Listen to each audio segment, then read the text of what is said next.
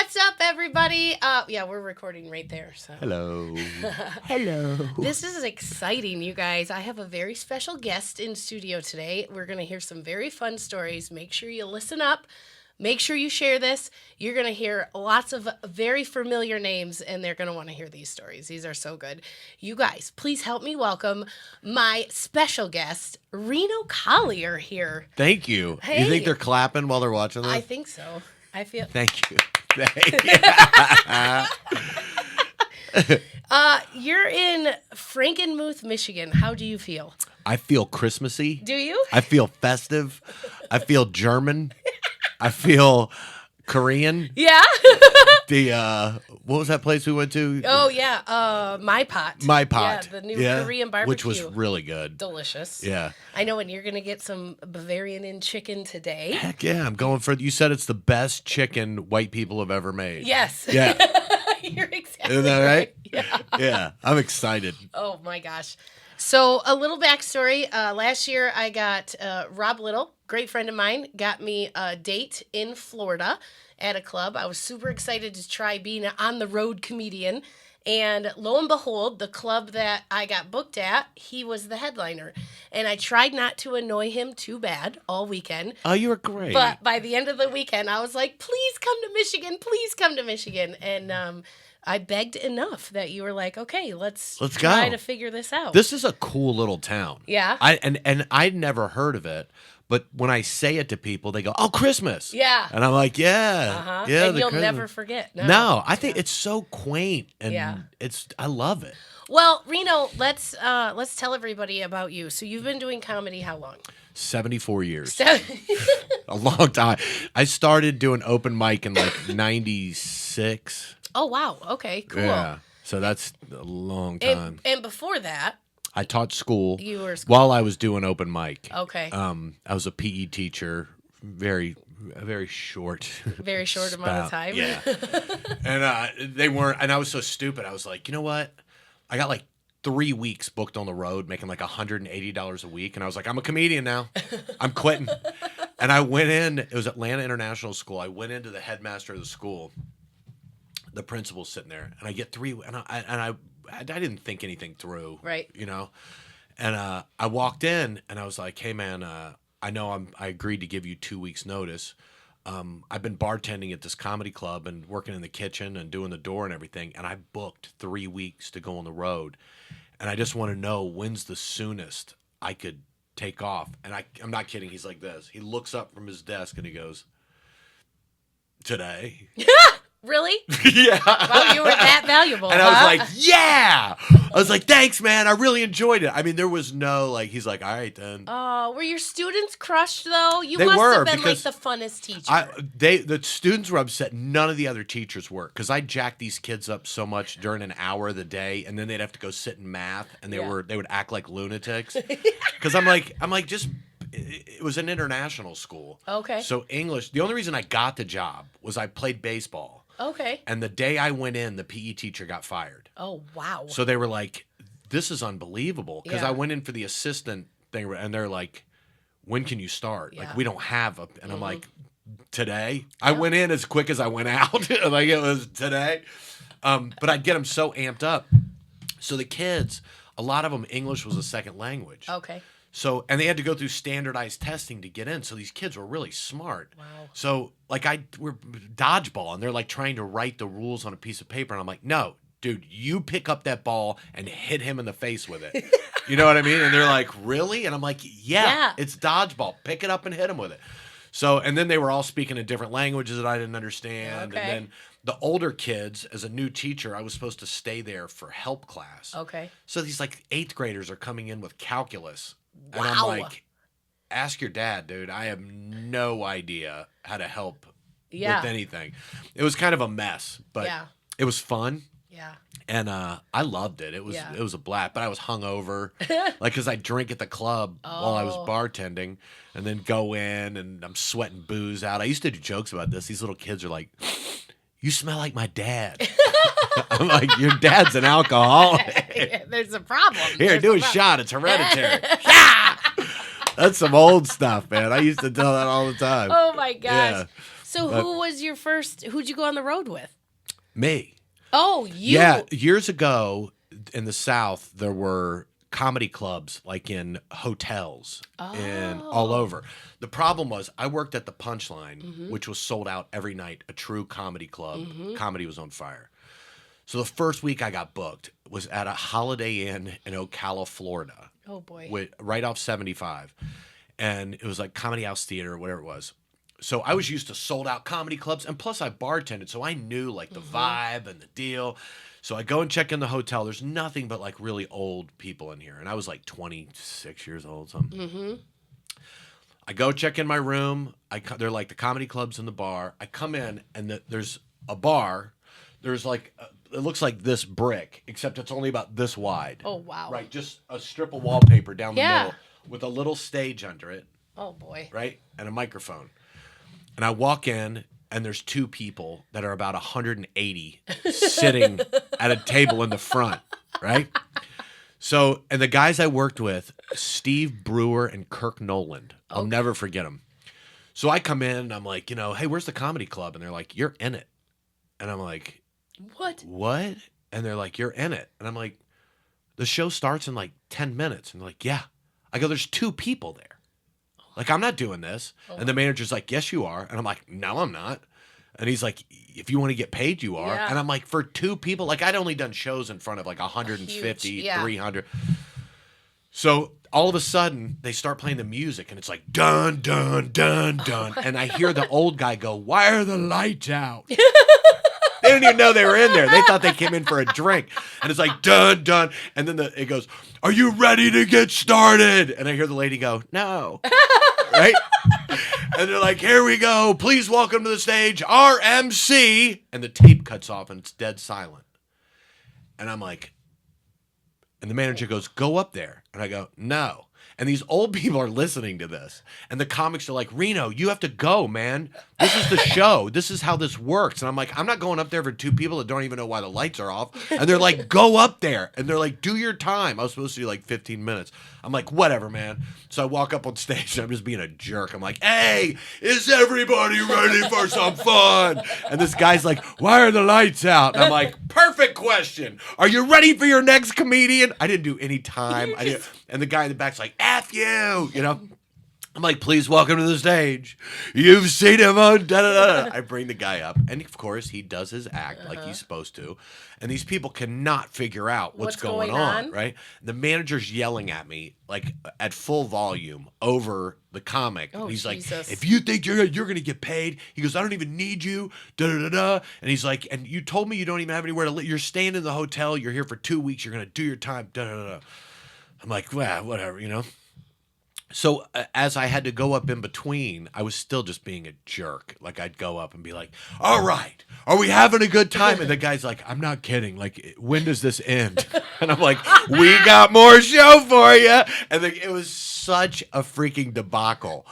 So the next day, the two guys take me out to lunch, and they're like, listen, if you want to be a comedian, I know you've never done this before, but like, you have to perform for the people that are. And I was like, I don't see any point in it. Like, I'm not seeing where this makes any sense at all, But the rest of the weekend, there was a few more people.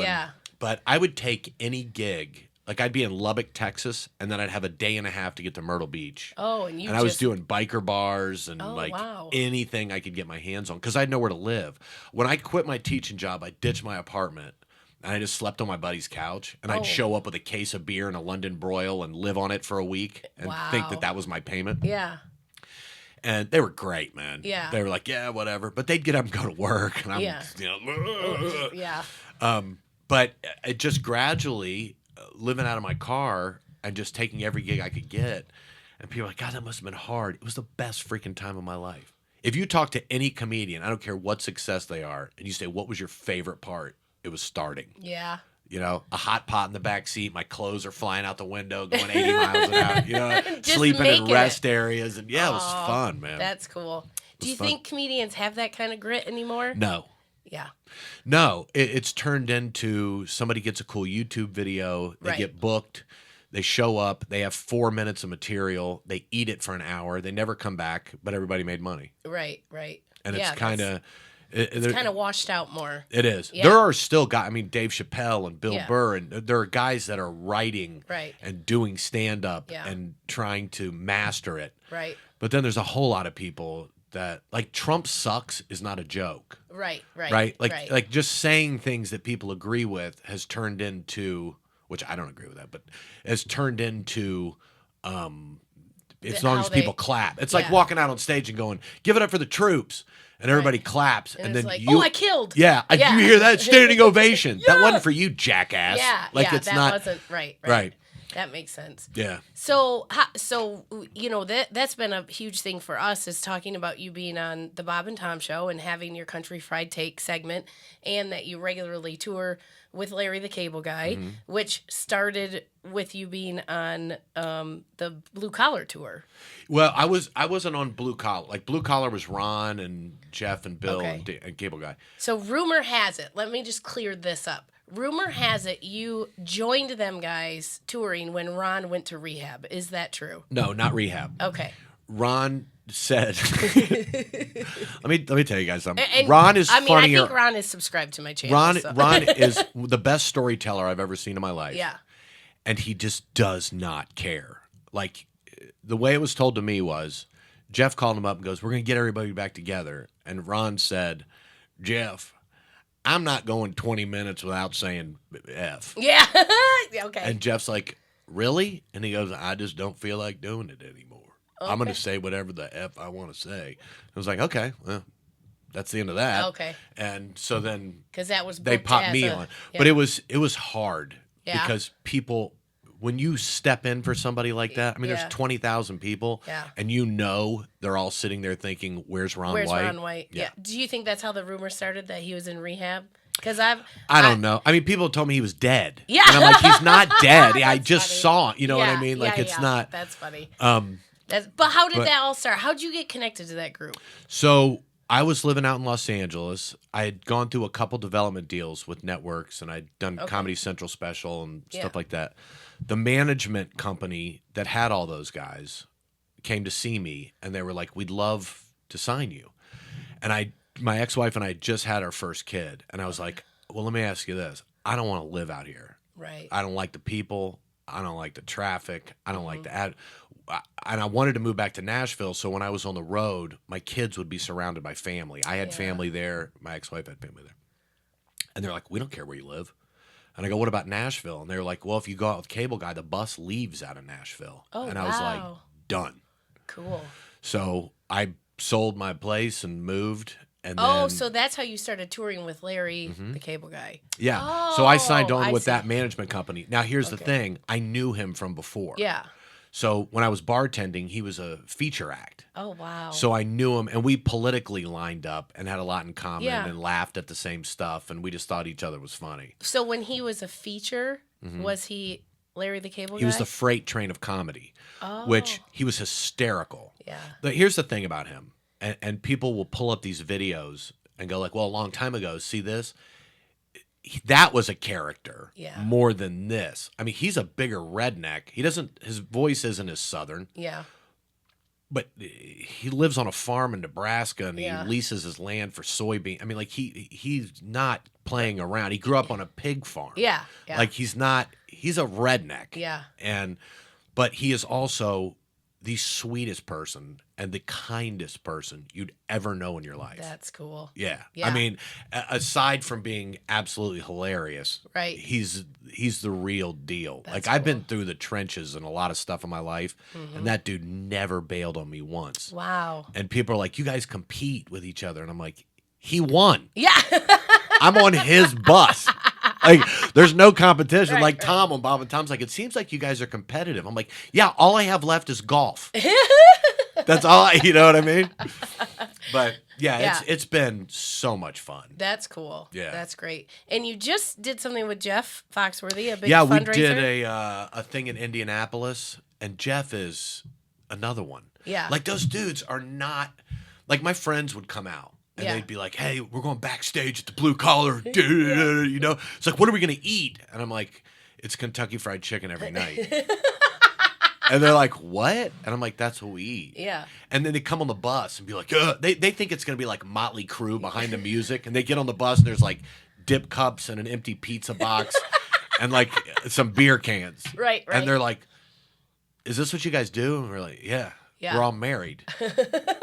Which I guess doesn't matter to some people, but to us it does. It's some like, people it doesn't. Yeah, you know what I mean? Yeah. But people, it'd be like, God, this bus is cool. Like, where's the sex, drugs, yeah, where's the and girl? cocaine? Where the girls? Yeah, and it's like, have you seen Blue Collar Groupies? Yeah. Yeah. Have you seen us in the mirror? Well, the only women that come on here are our wives or our moms. Yeah. Like, there's no, they're just good dudes. They were what you thought they were. Yeah, that's cool. Right? Which is so far from what you find out nowadays when you see somebody, a celebrity that you idolize for their work, and then you meet them in person, and it can be so disappointing. It can be awful. So that's what I've enjoyed the most, hearing your stories and like, oh wow, these are good dudes. That's awesome. And like my boys are getting really big into football and wrestling, and I'll be like, okay, tell me who I need to follow and watch that's like on a professional level, so I can understand what you're supposed to be doing at 12 years old. Right. And like Panay Sewell's a big Detroit Lions guy that plays the position my kid plays. I found his wife right away on Instagram, and I'm like, oh my gosh, I think it's so great what you guys do. Your family looks wonderful, blah blah. And getting to know your wife, I'm like, oh my gosh, Sandy's so wonderful. I love her so much. And so I love hearing those stories, because I'm like, oh, these are good families, like good people. You said Larry like gives away so much money, people don't even know. No, and if they did, I mean, it's mind-boggling. Wow. That kind of, what do they call that? Like humanitarian, like philanthropy. Yeah, and he doesn't want to. He doesn't want to. I can't. He doesn't. He does it in his own way. Yeah. And he doesn't want any.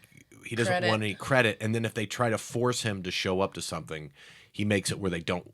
Ever want him They back? don't want him to come back. Because he can't be serious. Right. And he doesn't like if you tell him he's a good person, like if you're like, dude, you're such a good dude. Like I had this thing where I felt weird around sick people or people that had something really wrong with them. Like I was one of those people that was like, don't touch, So we'd have these meet and greets before the shows. And, when Cars came out, it was just crazy, off to the races. So there would be people who were severely injured with serious mental thing. He treats every single person exactly the same. Hugs them, loves on them. And I learned so much from watching that. I was like, why am I so weird? Yeah. That I'm like jumpy. Ooh, yeah, like don't touch him. You might hurt him, or you might this. Right. And he's sitting there like, you didn't even. What happened to your leg?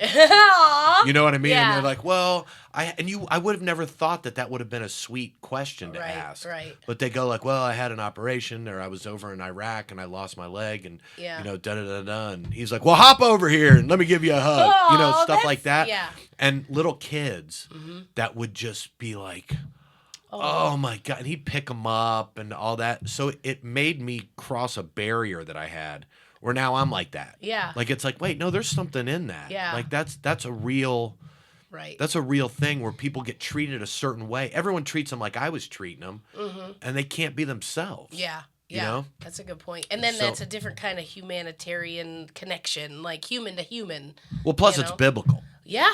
You know what I mean? Like, it's actually something we're supposed to do. Yeah.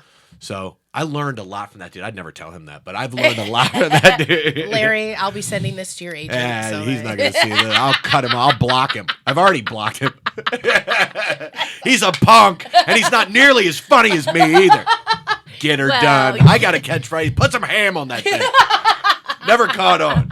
Nothing. Yeah, what's that like on the road? Like, you guys probably can't go nowhere without you. Get her done. Get her done. And I used to be on the road, for like a 2-week run, and come home and be like, all right, I'm not gonna have to listen to any of this stuff. I can just sit at home, and I'd sit there. And at the time when I used to booze it up real good, I'd pour a drink, put back in my easy chair, turn golf on. Somebody makes a putt, and they're like, "Get her done," and I'm like, "God, shut up," But at the same time, it paid for the chair in the house I was sitting in. So it's like, Exactly. Do you think he meant for that to happen? No. I mean, I don't know if that's something that he said forever. Those things kind of they just happen. Mm-hmm. Like you might be a redneck was written on a napkin in a bar. He's like told his wife he said it one time and write it down. And then it just started, just became a thing. Just became a thing out of nowhere. And get her done. But the funniest was when he used to say something terrible, cable guy, and then he'd follow it with, Lord, I apologize. Please be with all the starving pygmies in New Guinea. Amen. Like, please be with all the starving pygmies in New Guinea. Like, that's something his dad used to say. Oh. His dad was a preacher and a pig farmer. Okay. And I guess his dad used to say, like, I guess they were missionary or something, please be with all the pygmies in New Guinea. So he just, like, the weirdest stuff. The stuff that we talk about off stage, and I'm, like, Jeff has this story that no one's listening to this, so they're watching it, right? Right. So I can show you. Yeah. So Jeff told me this story, and I made him tell me again last week because so he and his brother are going on a hunting trip, and this guy Glenn, I think Glenn was there, but anyway, he and his brother were definitely there. So they're up in Minnesota, and they have a guide that's going to take them out. So they're late, and they come flying in the parking lot, and when they pull in the parking lot, they see the guide on the edge of the woods, and he's holding his rifle like this. Oh my gosh! He's like this. He's like, and Jeff's like, oh, he's on to something. So they're real quiet, and they get out. And they get their guns out, and they load them up, and they walk out behind the guy, and they're both down like this, and they're walking through, and they're like, I don't see anything. And the guy kept looking back at him, and just like, what are you on? What do you see? And the guy's like, ugh. And they're all three walking like this. And finally the guy turns around and goes, knock it off, jackass! He wasn't on anything. He had a bad back. Oh my God! No way! He's walking like this, and Jeff and his brother are behind him doing it too. And the guy thinks it's a comedian, so he's making fun of his back. Oh my God! That would be hysterical. Oh my God! Like you can see the visual. Oh my God! That's hysterical. Yeah. So wow. The best part about comedy, is like. When comics aren't on, this. Yeah, when comics are off. Yeah. And you're kind of just goofing off. Yeah. And it's fun. Yeah, I just gotta know for my own. Is Larry's sister really that moly? Does she have that many? I'm not going to talk about that. I refuse to talk about that. Me and my sister watched that special together long time ago, and she goes, I swear to God, if you ever talk about me like that on stage, I swear to God. Yeah. And then, anyways, the stuff he said, like some of it, I'm like, dude, I'm not going to say anything.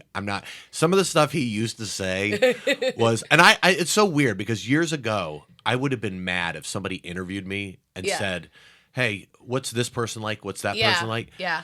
I'm so thankful that, I still have flannel in my fingernails from riding the coattails of those guys. You know what I mean? Like, I used to be like, I don't want to talk about them. Let's talk about me. What about me? But I'm at the age now where it's like, it's all just fun. I do appreciate that. I have noticed that about you because even when we got into this topic a year ago when we were in Florida and you were so cool with sharing stories, and I literally said it to a friend of mine. I was like, it was so cool. I got to hear about this and I got to hear about this. And it was like I was reliving it because he tells the story so good. And she goes, hey, just make sure you're conscious of like what he has going on because you're asking about all these other. And I was like, oh my God, you're right. Holy cow. Well, you know what though?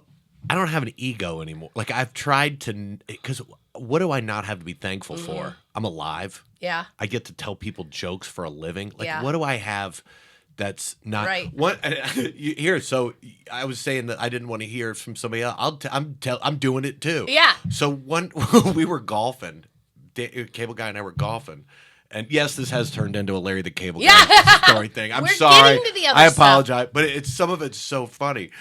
So, and I don't want to cuss, but so it was like 7:00 in the morning. and we got up to go play golf. Like we golf from the minute we wake up until like I have to say, Oh, dude, we have to go. we I'm have on a show. stage in 30 minutes, right? Oh my God. Like it's just so we pull out, and there's a guy doing landscaping, and we're in the golf cart, and we pull by, and I had been working construction during COVID. Okay. There was nothing to do, so I was just working. You know, my kids have to eat, and plus I couldn't stay in the house. I was gonna literally end up on a bell tower, just like I was wow. like I quit drinking, and I'm like I gotta get out of there. Yeah. So we're in the golf cart, we're pulling around. The dude's in the mulch, and he goes, "Hey boys, how's it going?" And I go, "Well, we ain't digging ditches." He literally had a shovel in his hand, digging a ditch into the thing. And cable guy looks at me, and he goes, "Hey, fuck you," right? And I'm like, "No, I mean, like, it's just a phrase. It's just like, a phrase. it's like we're golfing. Or at least I'm not. I didn't mean you personally." And the guy was laughing harder at me trying to backtrack and get out of it. Yeah, I'm like, "No, man, look, I work construction during the thing, and I know, like, I put the trees and the thing, and I did the trim work." And the guy's like, "Just relax, man. I got to dig a hole, you know." Oh my God. This is in the same day. Yeah. Right. So when we go to check into the golf course, the guy goes, "It's this great course in Houston, and we were excited to play it. They have the Houston Open there or whatever." And the guy goes, "Hey man, listen, you're going to start on the back nine. The front nine is, I don't know that I'm going to be able to get you back out there. So you may have to play the back nine twice. Oh wow. Instead of being able to play both. But I'll find you and let you know." Right. We're like, "Okay." And he goes, and we were like, however it works is fine. We just want to play, it doesn't matter. And he goes, "Well, the front nine's really pretty, so I'm going to do everything I can to get you out there." We're like, "All right, cool. Thanks, man. We'd love to do that." So we're coming up on the 18th hole, finishing the back nine first. And when we're pulling up, he gets this message from this guy, and it has a picture of the guy's mom. And she has tubes in her nose. She's in the hospital. She has tubes in her nose. She's hooked up to all this stuff.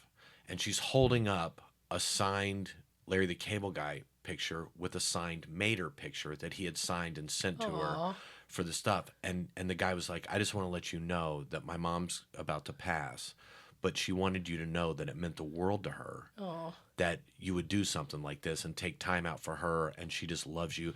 So we start looking at it. We both start crying, like real tears coming down. And we were looking in her face, and it was just so sad. And we're pulling up the hill, and the pro comes down in his cart and gets beside us, and we're both sitting there crying. He goes, "You guys, I'm doing everything I can to get you on the front nine. Like, it's not that big a deal." Like, he thought we were crying. And we're like going, no, look. And the guy's like, "Just relax, man." And we're like, "She's got tubes in her nose. You don't understand the picture of the mayor." I mean, we both had like tears coming down our faces and we're coming up. It's so silly. Well, you guys do sound like you have a ton of fun. That's awesome. It's fun. That is. Yeah, very so come fun. see my show, but I won't talk about him. Yeah, no, The shows he are all about literally me. doesn't. That's not that he doesn't talk about it at all.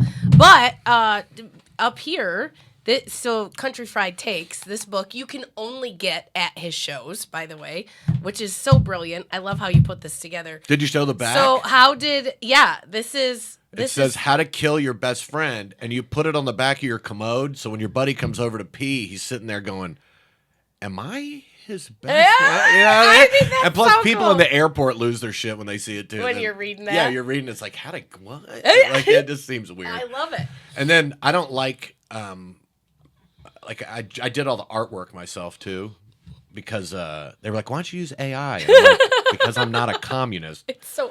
Yeah. They're good pictures. That's not a bad picture. No, but it's not even the whole page. Like, we couldn't make it Oh, we could bigger. have. Yeah, could I have. love it. Do you notice how there's no writing on No here? writing. That's because I don't like reading on the back of the page because it's hard to get I miss the words in here.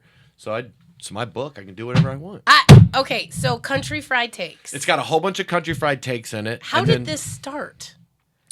So I love your Country Fried Takes. Thank you. I mean, I'm very partial to the one about the truck driver with his arm out the window, like obviously married to a truck driver. Yeah. That's a whole issue every summer. I'm like, put that one away. Get the other one out. You look so weird. Yeah.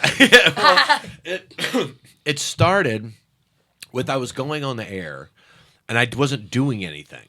Like I just call in, Okay. and then I'd go off on something. And Josh Arnold was the one who was like, "Dude, why don't you put these together and organize them?" Because I'm just like I ADD out, and I'm like, "Got another thing," blah, blah, blah, you know.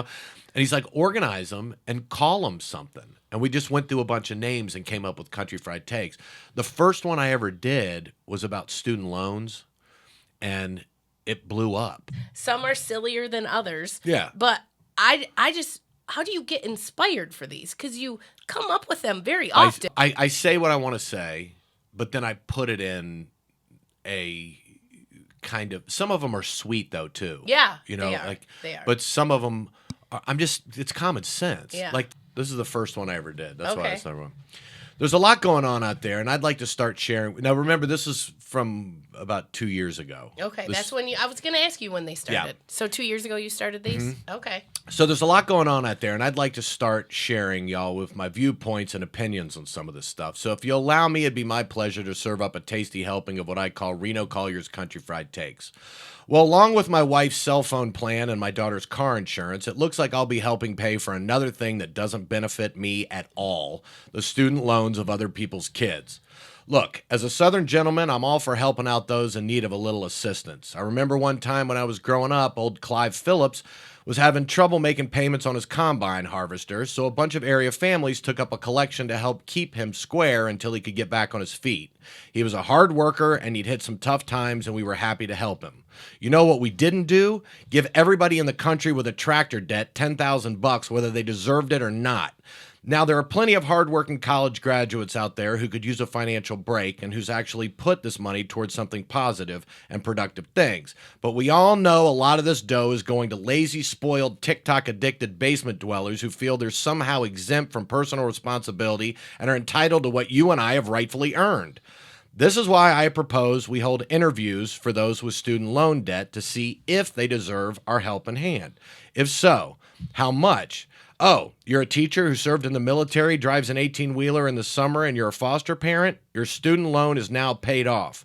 Oh, you're an unemployed aspiring social media influencer who still lives with mommy and daddy, and you majored in 17th century Icelandic poetry with a minor in canine gender studies? You are paying every damn cent, jackass. And if you don't like this case-by-case approach, then you're really going to hate my next idea. Fist fights. Isn't this fun? Hold on one second. Fist fight. If you want student loan forgiveness, you'll have the opportunity to throw down with someone who A, already paid off their student loans without anyone else's help, or B, never went to college because they feared they'd never be able to pay off their student loans. And whoever wins gets 10 grand. Now, you might be thinking, hey, I'm in decent shape. I can win a fight. But remember the kinds of people you'll be up against. Construction workers, soldiers, stay-at-home moms, strong, determined folks who would like nothing more than to beat the hell out of a sniveling underachiever like you, looking to steal bread off of their table. It'll be like Braveheart. Line both sides up on either end of a football field and go straight at it. Legs flying, legs kicking. There'll be hammers, nails, and coexist bumper stickers flying everywhere. And whoever wins the fight gets the money. Now, maybe I'm being a little unfair. Maybe my anger is misdirected. Maybe I should be mad at those in government who are giving in to all this online belly aching and whiny hashtags in an attempt to literally buy votes. Maybe I should be mad at the folks doing the forgiving and not at the folks that are being forgiven. Because, hey, if there was talk of mortgage forgiveness or alimony forgiveness, I'd probably be browsing online for a new bass boat. So whatever, I'll help you pay off your law degrees so long as you defend me pro bono when I get in a fist fight at a bar over loan forgiveness. I'm Reno Collier, and that's my country fright. See, it's like that. Yeah, it's stuff like that. I You love know it. what I mean? A whole book full of them. A whole book full. And then at the end, there's like recipes for ribs, Nice. all different kinds of steaks. There's a bunch of stuff. Yeah, because chicken wings. You are quite the cook. Also, we I'm talked a about smoker. that. You I like love to to smoke stuff. I do.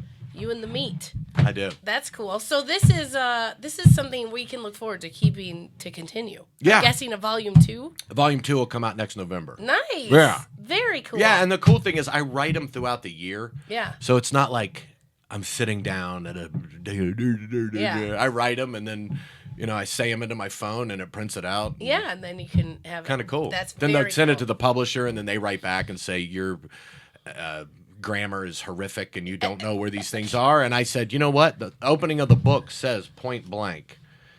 After I get through the publishing thing, it says, if you're reading this, I'm guessing you, 1, bought my first ever book, or 2, found it on the back of a toilet where you now sit. Either way, I can't tell you how much I appreciate you giving it a shot. I love writing these every week, and I hope you enjoy the read. I'd like to also explain, I write like I talk, and then there's like 10 dots. So if punctuation or grammar is your thing, feel free to turn this book into a game in the car on a long trip. You and a red pen will have a field day correcting the mess I've created. I don't give a shit. That's perfect. I know. I write it like it's my book. Yeah, exactly. You don't have to buy it. Right. All I have to do is people go, what do you do? Well, I'm an author. Oh, I'm What gonna kind of add books that. do you I'm write? gonna add that to your intro. I write books like I want them. Have you ever considered putting this on Amazon or No. anywhere? It's just something you can get at shows, which You makes can it get even no, you can cooler. get it. You can also get it on my website. Oh, you can. Yeah. Okay. Cool. RenoCollierComedy.com. That's awesome. And the publisher sends them all out and everything. I don't want to go on Amazon because there's fees for people. Right, and then and it's not nothing you get. They're paying for nothing. Right. I love your illustration on the front. I mean, I did not draw that. That spatula That's is not like me. roped to your hand, and your wieners are flying. Wieners are flying, baby. They are levitating. That's the name of my next book. Wieners are flying. And you're just like, hey, I love this. This is so It's cool. fun, right? You gotta get these. You gotta get one of these. I'm totally getting my dad one of these for Christmas, and I can't wait for him to flip the back and be like, yeah, Dad, put that. Because he has all these farming magazines and like a holster. Yeah. And it's like still an old farmhouse where there's one shitter. That's it. You gotta wait in line. If he's having a party, you know it's gonna be a while. Yeah. And just for people, his family to walk in and just see that, how to kill your best friend. I can't wait. I can't wait. When Oh my God. I told everybody I was going to do that, and they're like, "Do not do that." And I'm Yeah. like, "You are proving to me why I'm going to do that. I'm going to do that." Oh God, and people love it too. Well, I had murder, and then they were like, the publishing people were like, "I think murder's a little Strong. harsh," and I'm like, "What are you talking about? How to murder? That's not. It's great." And get away with it. Yeah. that could be volume 2. It could How be. to murder you and get away with it. Yeah. That's fun. Reno, this has been so fun. Thank you so much for coming to Michigan. Shoot, I love you. Let's go eat some fried chicken. Yeah, we're gonna go get some Bavarian in. Go ahead, put your comments and put your questions down in the comments. I don't know if we'll ever get them to them, but we'll try our hardest. And thank you. Just thank you I for love you. letting us to get to know Reno. You know I love You're a you. badass. All right, guys. Thank you. Bye now.